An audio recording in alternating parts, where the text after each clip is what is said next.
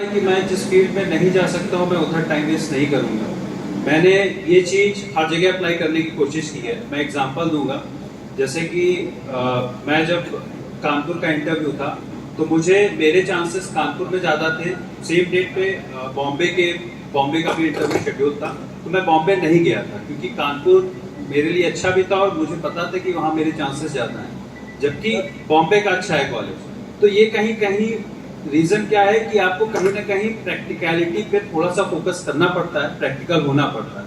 तो मैकेनिकल से मैं था, मैं वहां से गया, मुझे कोडिंग पहली बार देखने को मिली। जब मैं बीटेक में नहीं सीख पाया तो मैं सोचा कि एमटेक में क्या सीखूंगा, बट ऐसा नहीं है। जब आप देखोगे, कोई इंटरेस्ट होगा तब आप सीखोगे। मुझे वहां पर कोडिंग सीखने का मौका मिला, देन मैं कंपनी में गया, वहां पर गया।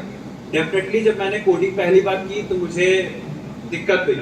अभी भी मैं कहूंगा कि सुमित है, एक्सपर्ट होगा, वो जितनी कोडिंग बीटेक में करता होगा मैं इस समय नहीं करता हूँ डेफिनेटली, ठीक है। लेकिन ये है कि आपको देखना है कि आपको कितना आना चाहिए, कितना नहीं आना चाहिए। बाहर मार्केट में डिमांड बहुत है, AI/ML CSIT से रिलेटेड बहुत ही डिमांड है।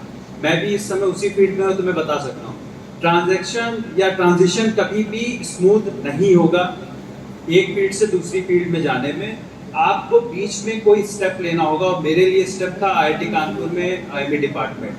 कहीं दूसरे लोगों के लिए, कुछ लोग हैं जो जान पहचान में हैं, वो क्या करते हैं, ऑनलाइन कोर्सेज करते हैं, ठीक है, वो ले सकते हैं, ठीक है।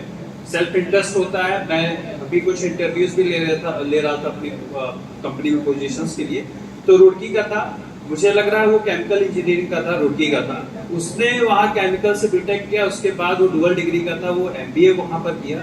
उसके बाद उसने जो जॉब स्विच की है वो CSIT में की। लोग CSIT में क्यों जा रहे हैं? क्योंकि वहाँ पर जॉब्स ज़्यादा हैं, वैकेंसीज ज़्यादा हैं, और साथ ही साथ वहाँ पर अच्छा खासा पे है। ऐसा नहीं होगा कि भुखमरी के शिकार हो जाओगे, ठीक है, वहाँ पर है, अच्छा है। बस डिपेंड क्या करता है कि तुम्हें उतनी लगन होनी चाहिए, उतना फाइट कर पाओ। मार्केट में डिमांड है। जब मैं मार्केट में जाऊंगा, मैं इस समय ये कह सकता हूँ कि ठीक है, जो भी यहाँ पर मेरे साथ CSIT के थे, कहीं ना कहीं मैं भी आज उनके बराबर हूँ। ऐसा नहीं है कि मैं कम हूँ, हो सकता है कुछ लोगों के बराबर नहीं हूँ। बराबर इन द सेंस होता है कि उतनी नॉलेज में, ठीक है। लेकिन आप कभी भी शुरू करो, आप एक स्टेज पे पहुंचोगे जहां पर आपको लगेगा कि हाँ मैं कर सकता हूँ, और जरूर दो। तो वो स्मूथ नहीं होगा, लेकिन आपको उसके लिए प्रिपेयर होना पड़ेगा। आपको सोचना पड़ेगा कि मुझे जाना है और वो करना है, और फिर then go for it. Definitely आपके पास ऑप्शंस आएंगे, अपॉर्चुनिटीज आएंगी, ग्रैब करो, आगे बढ़ो, अच्छी अच्छी जगह जाओ, सारे ऑप्शंस आपके पास खुले।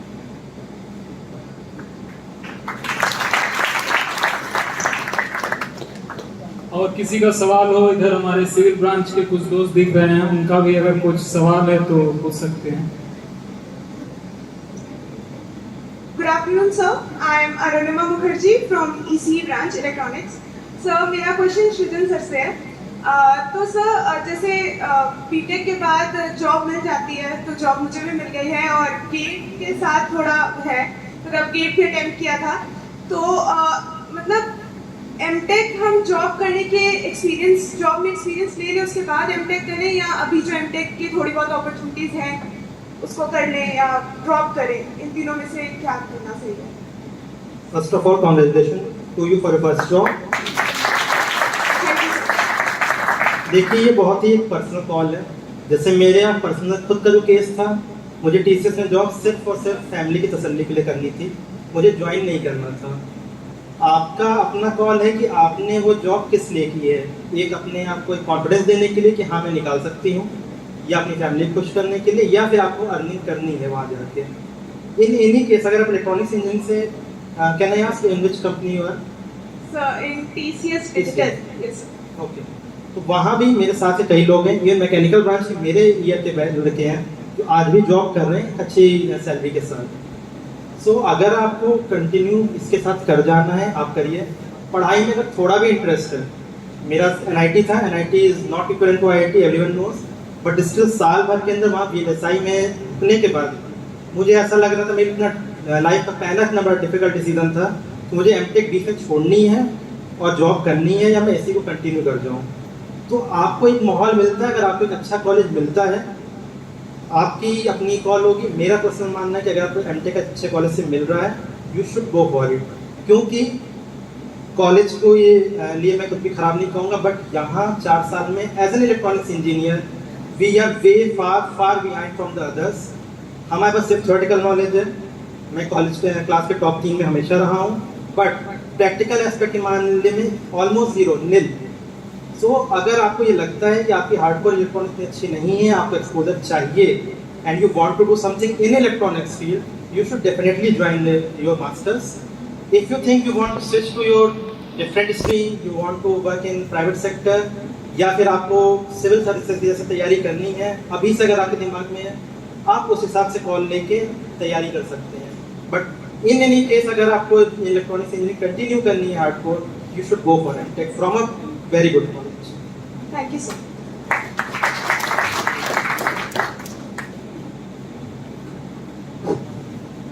जय हिंद सर। सर मेरा नाम आशुतोष कुमार, मैं सर सिविल इंजीनियरिंग ब्रांच से हूँ। सर मेरा सवाल हिमालय सर से है। सर मैं ये पूछना चाहूँगा कि सर बीटेक के बाद सिविल इंजीनियरिंग या सर गवर्नमेंट जॉब में सर क्या अपॉर्चुनिटीज़ है सिविल इंजीनियर के लिए, और अगर सर जैसे हमें तैयारी करनी है तो सर क्या ठीक रहेगा कि तैयारी करें और सर आगे अच्छा परफॉर्म करें? अगर गवर्नमेंट सेक्टर की बात की जाए तो सिविल से ज़्यादा नौकरियां और मींस और किसी ब्रांच में नहीं होंगी, क्योंकि आप देख लो हर स्टेट में एईज की वैकेंसी ले लो, जेईज की वैकेंसी ले लो, भर भर के आती है। तो बस देर इस बात की है कि आप कब स्टार्ट कर रहे हो तैयारी। जिस दिन से स्टार्ट कर दिया बस फिर एक ठान लो कि हाँ वो करना है, और ऐसा नहीं है कि नहीं हो पाता है। बहुत सारे बच्चे देते हैं लेकिन होते कितने सेलेक्ट हैं उसमें। लेकिन यही है कि उन बच्चों में अगर आप आ गए, मीन्स आपका जो तैयारी का लेवल आपने वो मेंटेन कर लिया, तो सबसे पहले आपको बेसिक्स अपने क्लियर करने बहुत ज़रूरी है। क्योंकि अगर आपके बेसिक्स क्लियर नहीं होंगे तो फिर गवर्नमेंट एग्जाम में वही बेसिक्स से क्वेश्चंस आते हैं, तो फिर दिक्कत होगी। अगर आपने वो तैयारी अच्छे से करके स्टार्ट चली है और जो भी एग्जाम है उसके प्रीवियस ईयर क्वेश्चंस को देखते हुए और टेस्ट सीरीज को देखते हुए लगाते हुए अगर आप वो मेहनत कंटिन्यू कर रहे हो तो डेफिनेटली 1.5 से 2 साल के अंदर आपको रिजल्ट मिलेंगे। और रही बात, खैर ज़्यादातर लोग तो गवर्नमेंट सेक्टर में ही आना चाहते हैं, लेकिन प्राइवेट में भी काफ़ी अच्छा स्कोप है। लेकिन जो आज की लेटेस्ट टेक्नोलॉजी है आपको उससे मीन्स अवगत होना पड़ेगा, जानना पड़ेगा। क्योंकि अगर बाहर फॉरेन में देखा जाए तो बहुत स्कोप है सिविल इंजीनियरिंग का, लाइक स्टैट प्रो, ऑटोकेड और ऑटोकेड 3D वगैरह, उसकी आपको अच्छी नॉलेज होनी चाहिए। और कुछ? Thank you sir. सर मैं भी कुछ इसमें ऐड करना चाहूँगा। अभी सर सिविल ब्रांच से हूँ, तो इसमें सर जैसे स्टेट लेवल पर भी बहुत से डिपार्टमेंट है, जैसे लोक निर्माण विभाग है, जल नगर निगम है, तो इनकी सर वैकेंसी जैसे किसी एक कॉमन एग्जाम से होती है या डिस्ट्रिक्ट लेवल पर वैकेंसी निकलती है, वैसे अप्लाई करना होता है? देखो, आप बेसिकली ये जानना चाह रहे हो कि इनकी वैकेंसीज का कैसे पता चलता है? जी सर।